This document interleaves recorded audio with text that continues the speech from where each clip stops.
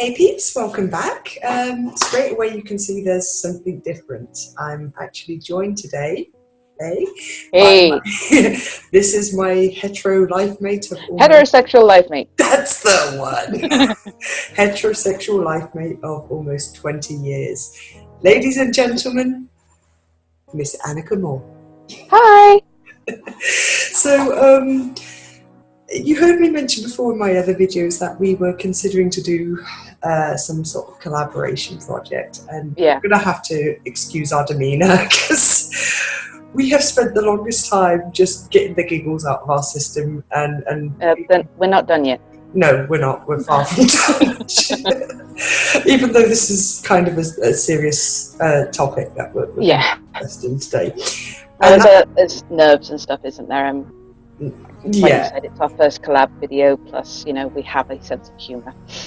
That's very legit point. So, although you probably got it by now, dry wit of the British. So, moving on. So, what we were planning to do today was kind of discuss what it's like from the supporters' side of grief. So, what it's like for someone Supporting another person through their...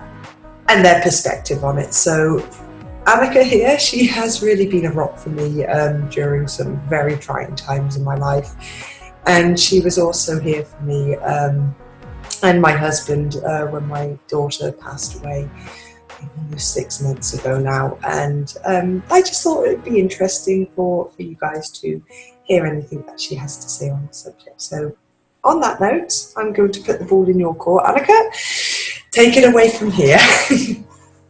Well, it was a point that I sort of saw in your last video with the when you were discussing the grief cycle and everything that you were going through, and it's something I found myself, and we've talked about this, but I think it's important to go over this a little bit. And it's that bit where you said that the 5 stages of grief, they're not sort of linear. They don't go in order.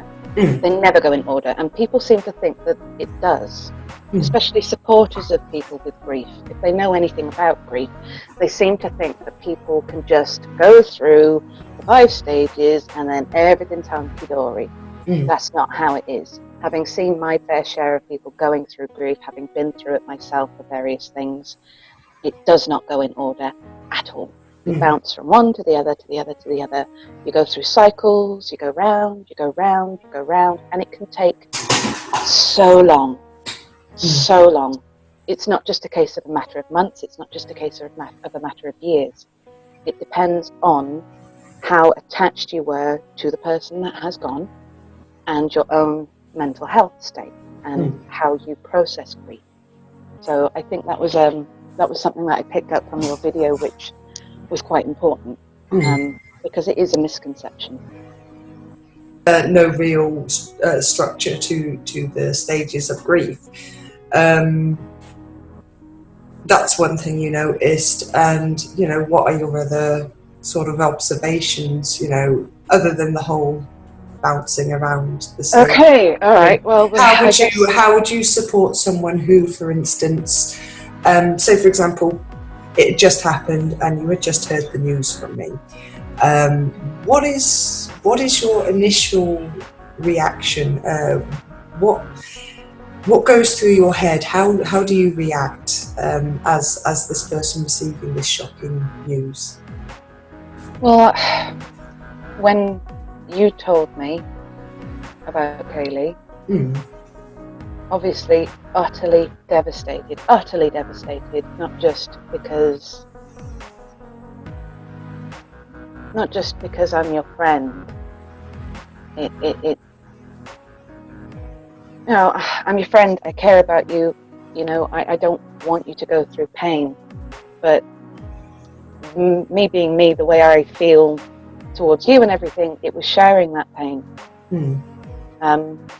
So when you told me the news, it was utterly devastating. And what starts going through my mind is, oh God, how am I supposed to help you through this? Of all things, this? Haven't you been through enough already, you know? That's instantly what jumps to my mind, was how am I supposed to support you through something as horrific as this? There is just, there's no manual for things like this, so it's just a case of utter panic. What do we do now, you know? And then something switches on in my brain, and it's just a case of, right, okay, batten down the hatches, because this one's going to be rough. I mean, initially, so what you're saying is you kind of go into this state of shock. How the hell do I even begin to console this person? Yeah, exactly. You know, it's. I mean, you kind of expect it. It's different for babies and children when they pass away, because you expect to bury your parents, you expect to bury your grandparents, you know, people that are older than you. But when it's, I'm going to get emotional. No, that's okay. When it's a child. Yeah, it goes against everything that's... It goes against nature, you know? You don't expect to bury your child at all. No. You do not expect that. And I am a mum, right? If it was one of my kids, I don't think I'd have been as strong as you have. But also, as I said, you know, it's I don't have this experience. So how do I help somebody else through it? You know? So I have my own grief as well. Yeah. So at the back of your mind, you're kind of thinking...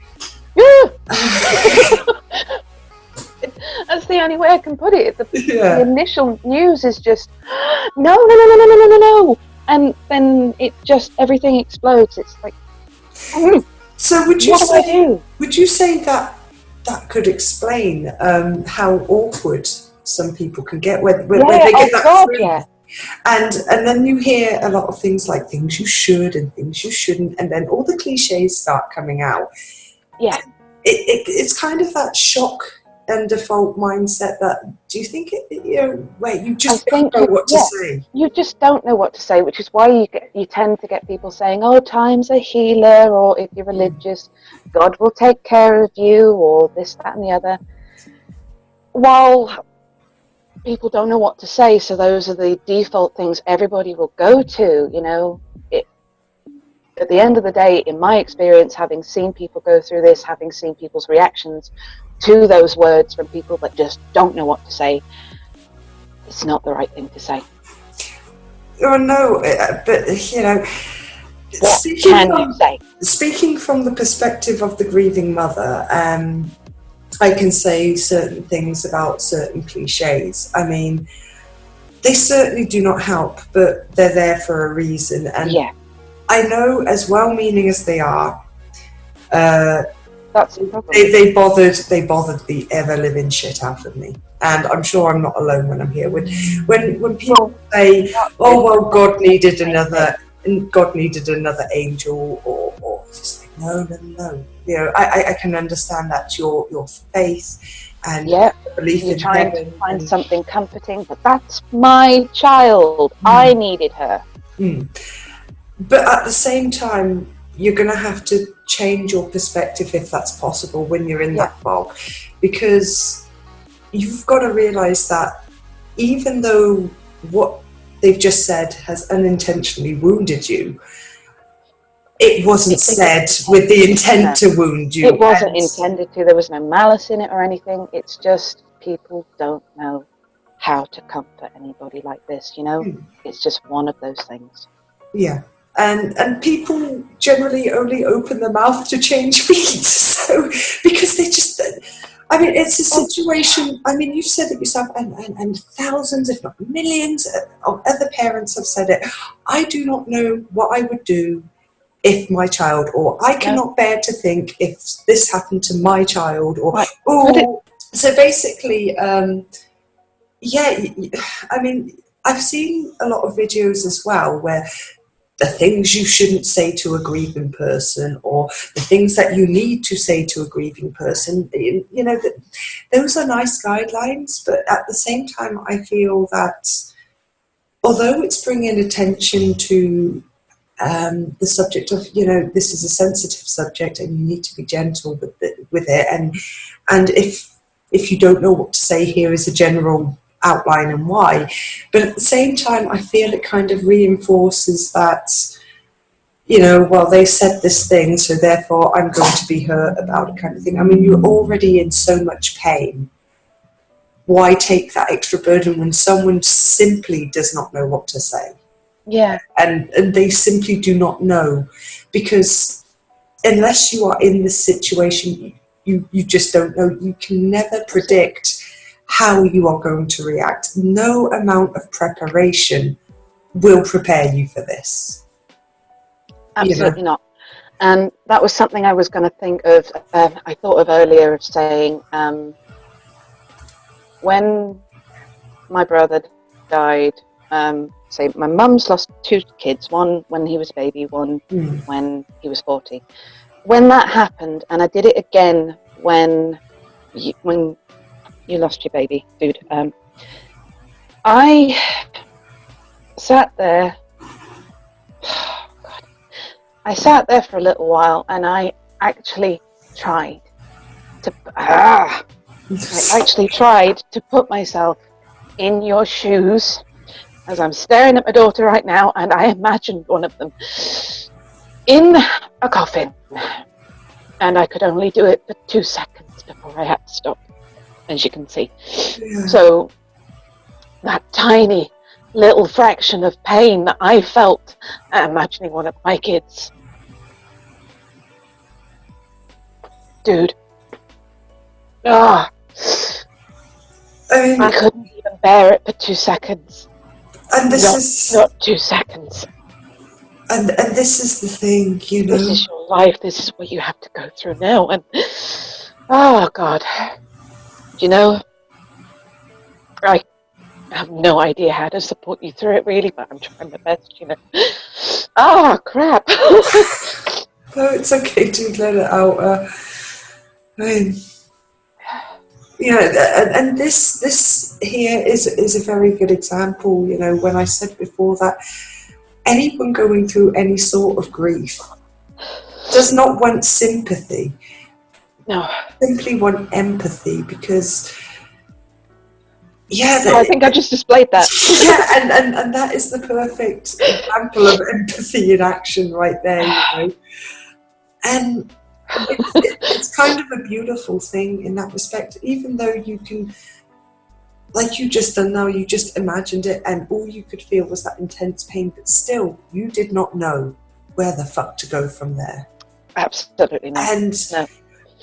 That's just the thing. That's just the thing. No one is prepared to handle this, and the only thing you can do for someone that is going through that is just listen. Just That's listen. really all you can do. I mean, you can try and advise as well. I mean, I've given you plenty of advice over this thing that you're going through, this thing that I can't even imagine without doing what I just did. I've, you know, tried to help you understand grief in an analytical way. I've listened to your emotions, you know, you sent me a message and it was, I'm like, okay, do you need me to call you so you can vent? And just did that. Yeah, you know? And I'm really thankful for those times, you know, and half the times when we called, it would be, I would vent for like the first 20 minutes and then we would digress. And we would, and within the same conversation, we would be laughing. Yeah. And that is just what I needed, because although I was sad and this shit was dominating my mind, I let it out and then I was able to laugh. It felt like the biggest weight off my shoulders. And sometimes all you need to do is be yourself. And take the train of thought somewhere else. It's like a welcomed vacation, a mental vacation, you know, and that in itself is worth so much, and it does more than any cliche. It's a misconception sometimes people have where actually there's a guilt to it as well. I mean, when my brother died, I had this guilt of laughing, you know? You know, my mum's going through hell, his wife is going through hell, his sons are going through hell, and I'm laughing about something. And I've just lost my brother. After everything we've been through, he's gone. Why should I be having fun? And I know that a lot of people,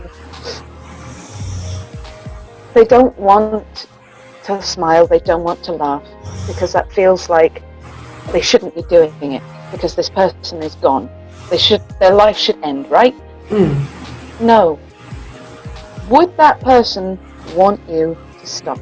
Would that person never want you to smile again? No. Hell no, hell no. No. I mean, it goes back to the conversation we used to have back in our teens about never wanting a room full of mourners, you know, not wanting. Oh God, I remember that conversation. Yeah, you know, and when you look at things like those New Orleans jazz funerals and stuff, life is to be celebrated. And although it doesn't seem like an appropriate time to laugh, laughter is, after all, take a little have a break, get a bit heavy. Yeah. So as we were saying before about, you know, celebrating life, you know, because there's certainly a time to cry. I mean, you're going to cry when you're in the thick of the beginning of it. You're going to be so overcome that all you can do is cry. I mean, I remember with my mum, I mean, how I acted with my mum, and then my grandmother, and then Kaylee, those were three very different reactions. Yeah. 3 very different reactions. So with Kaylee, I can honestly say that was the time when I cried from start to finish. I cried myself black eyes. I was going for 3 days solid almost. And there came a point where, although I was so overwhelmed, I needed some sort of release, even if it was temporary, because it's almost like you need to come up for air. And it's when you reach those points that it's okay to laugh. It's okay to joke. It's okay to smile. I mean, it's, as I said before, grief isn't always about the sadness. You need to see a lighter side to it, otherwise you are going to go insane. Yeah. It's like I said to you for one of the venting sessions we were having, and I was trying to guide you through it.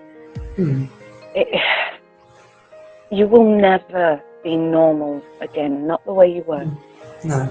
I mean, I already feel it. I already feel like, you know, the Louise I was just, we'll say 6-7 months ago, she died. She died with Kaylee. Yeah, it's... the only thing you can do is find a new normal, and that will take some time, because you have to, they say time is a healer, time heals all, you know, your pain will lessen with time. No. It never goes away.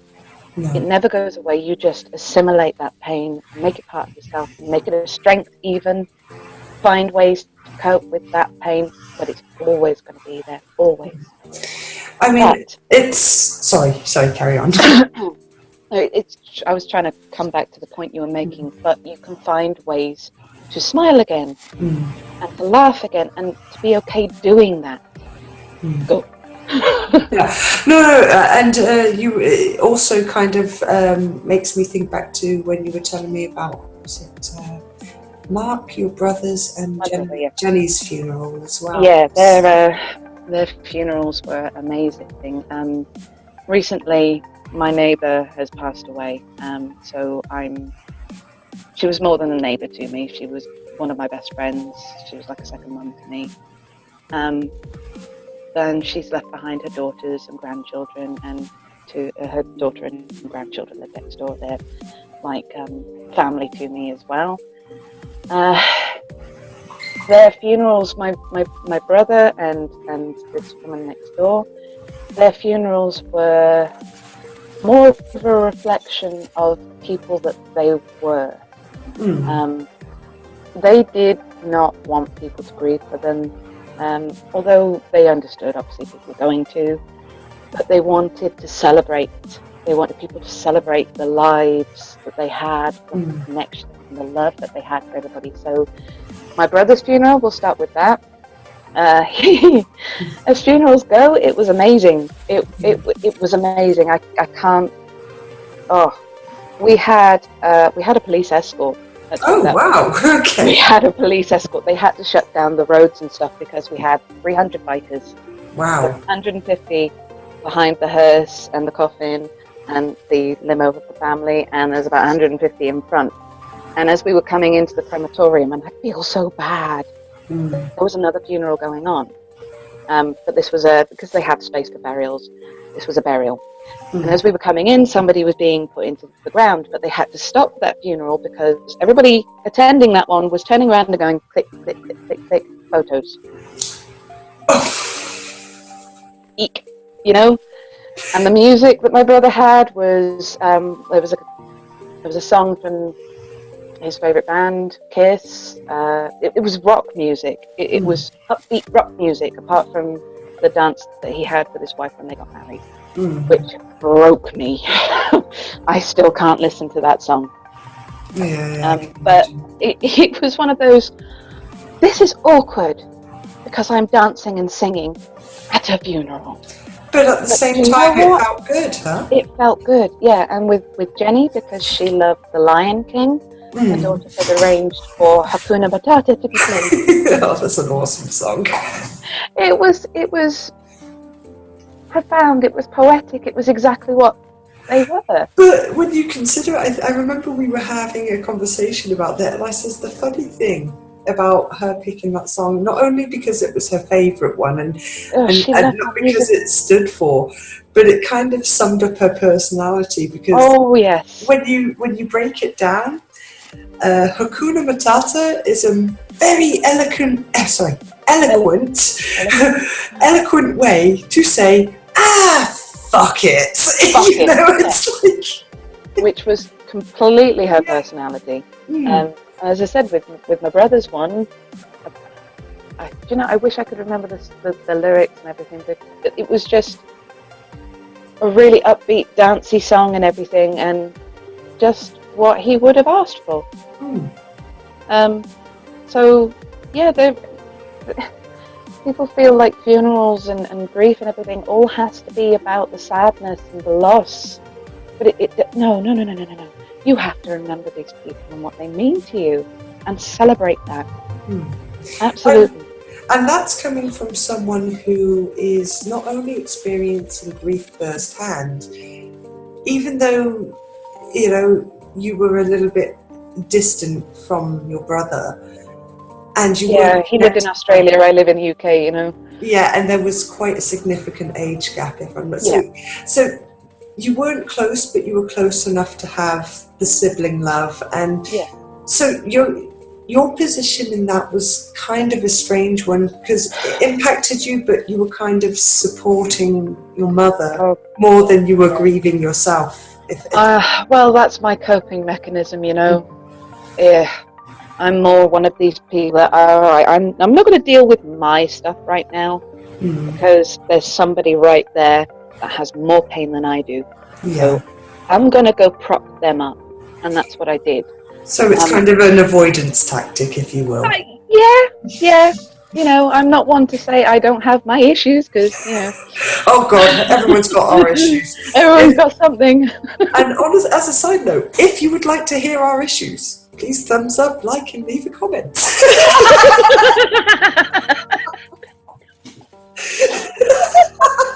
I'm sorry, I couldn't resist. No, do. It's fine. We'll listen. Have you got like an hour? Oh God, an hour? Damn. I was trying to be diplomatic, dude. Come on. God, we're talking about biblical scroll drops.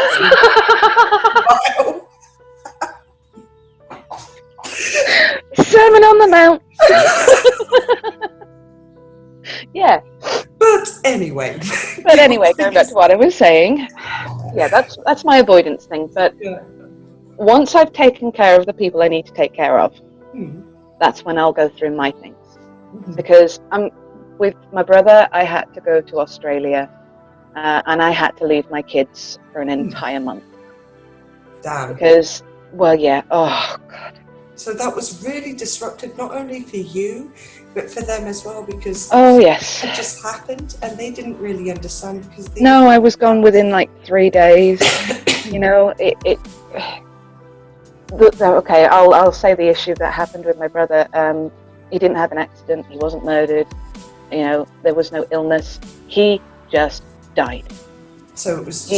He was working in his garage with his best mate. You know, they were, because my brother was a mechanic. He used to build motorcycles. So he was doing something. He turned to his best mate and he went "fuck" and hit the floor. Famous last words. Famous last words was "fuck." Yeah. So he went out as he lived, huh? Yeah, because his favourite phrase was "fuck it."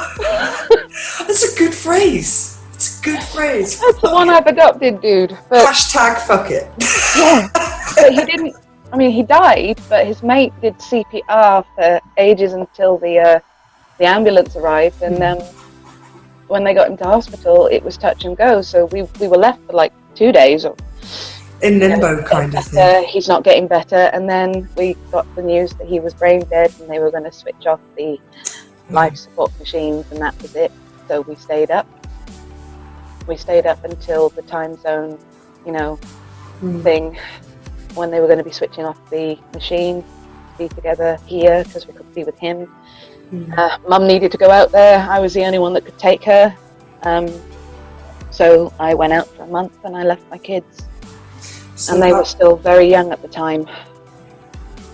So that was also added trauma kind of thing. Yeah. But my mum was falling to pieces. So it was a case of, right, I've got stuff to clear up, I've got stuff to do, she can't do it, somebody has to.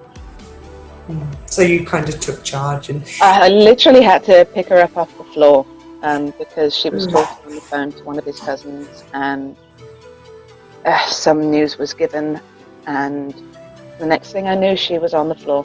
She was on the floor, and I had to pick her up, put her in the chair, and try and calm her down. But she was hysterical, so the only thing I could do was tell her, God, I felt like a cowbag for this. If you don't calm down, you are not going to be able to go out to Australia and bury your son, because they will not let you fly. Yeah. Because if you're hysterical, you're a flight risk, kind of. Yeah. So you kind of had to give her the verbal slap across the... Yeah, because she was just about, her mind was going to snap, and I couldn't let her do it.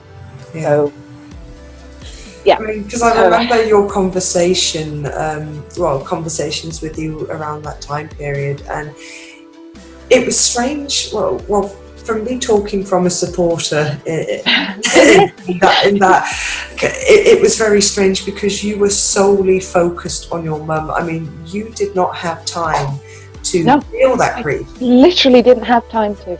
No, and your concern was your mum, and in that position, I found myself listening to you and just nodding and agreeing and like, holy fuck, this woman. This is heavy, and how certain people were reacting.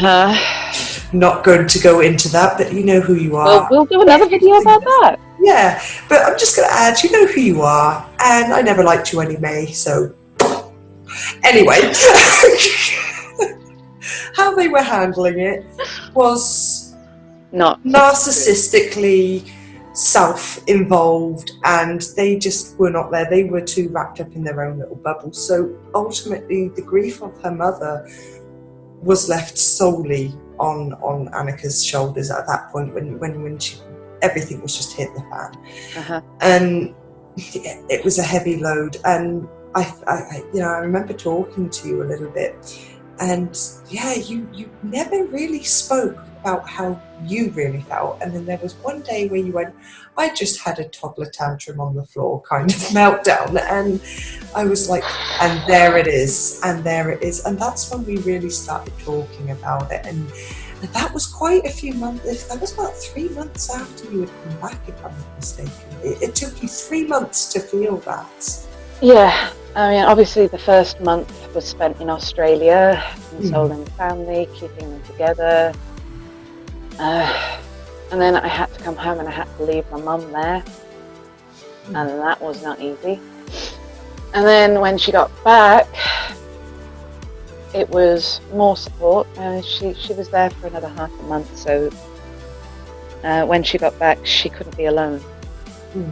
No, I mean, at the time my stepdad was working on oil rigs and stuff, so he wasn't there when everything kicked off, which is why I had to go with her like I did, because he was on an oil rig in the middle of the bloody sea. There was nothing he could do. He could only sort of try and schedule some time away and get a flight from there to Australia to join us. But he didn't manage to do that until I went home. Yeah. So, but yeah, when she got back, she couldn't be alone. So I had to go around with my kids every weekend. And but during the week I couldn't. If she'd have asked me to do it, I wouldn't have been able to. And I know she wanted me to stay there during the week, but because we live in different areas and I don't drive. No. Taking lessons. She'll get there. I'll get there. I'm working on it. It's work in progress. But Soon. But anyway, we digress. I couldn't stay with her, so I had to take my weekends and be with her. The kids go to their dads every other weekend, so they were with me for a couple and then not. But that became so heavy. And I knew that by staying with her and not allowing her to transition to being alone again, I was damaging her. So while she resisted me, and we had an argument about it, because me trying to be calm and explain to her why I can't come round and you have to learn to be alone, and she's panicking. So you were kind of being cruel to be kind, but yeah, whilst understanding the not killing you with kindness kind of thing. And that's also something that I wanted to bring up, you know, the fine line between being supportive and then being hindering. Yeah. And it's also kind of coincides with what I said on my other video about the path to healing, that there are times where you just need to be left to your own devices, like you did with your mum. Yeah. And it's as hard as that is. As hard as it is, but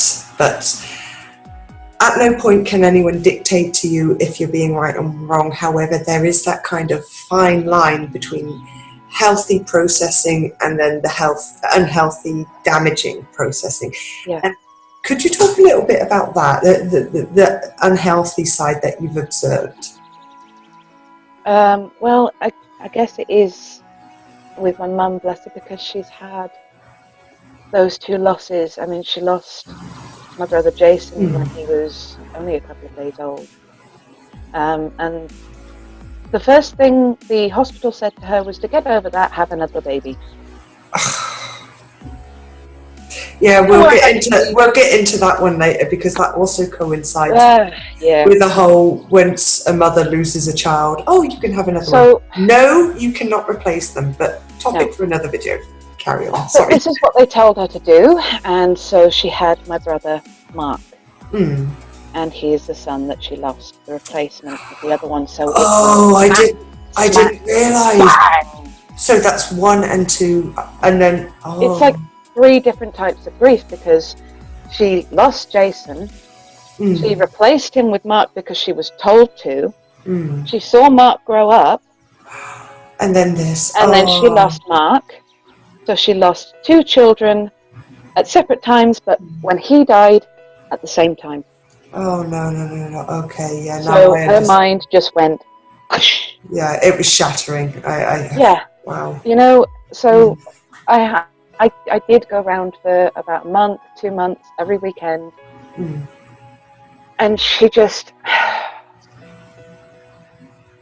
I would listen, but at some point, all she was doing was just, I mean, I know that there's a certain amount of repeating going on, but she was stuck in this cycle. She was stuck. She was going round and round and round and round. There was nobody to blame. There was nobody to blame. It was just one of those things. It is what it is, you know. She didn't get to, she wanted to be there when they switched off the machine, but they couldn't wait type thing. They couldn't even wait a couple of days for her to be out there. You know, it was just, this was the hospital dictating it type thing. We're going to switch off the machine, so it's going to be done now. And she wanted to be there, but she couldn't be there, and she just, everything was going through her mind over and over and over, and she just... There was no consoling her. No, God, no, there was no consoling her, and she was clinging to me. Absolutely, utterly, don't fucking leave me. Don't fucking leave me. And I'm like, I'm not going to leave you, Mum, but I've got to go home. You know? So once she got to that point of, oh God, she didn't mean to. You know, she didn't mean to, but she was getting suppressive. She was getting clingy of me, you know? She did, because you are also her baby, and she was super paranoid and... Oh God, yeah. Yeah, I get God, yeah. It got into the unhealthy place, and that's when I realised I had to... Step back, Step back, because, like you said, there is a healthy way of dealing with things, and there's an unhealthy way of dealing with things, and while my presence was comforting, it was too comforting. Yeah, you were making it too easy. I mean, it's kind of like the reverse parenting. Like at some point, a parent needs to step back to let their children grow up, but only in this instance, it was the child stepping back from the mother to let her spread her wings in her new reality, kind of thing. Yeah, exactly that. And she, as I said, she resisted. She didn't like it. She didn't like what I was saying to her. But it had to be done.